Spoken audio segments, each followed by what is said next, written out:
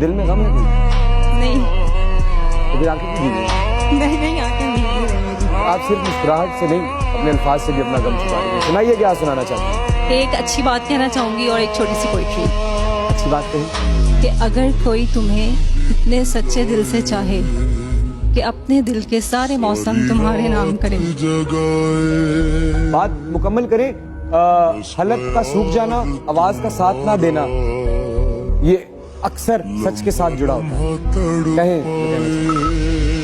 कोई तुम्हें अगर इतने सच्चे दिल से चाहे कि दिल के सारे मौसम तुम्हारे नाम करे, तो बदले में तुम उससे मोहब्बत करो या ना करो, बस इतना ख्याल जरूर रख लेना कि वह हंसते हंसते रोए नहीं। एक छोटी सी पोइट्री इसके साथ।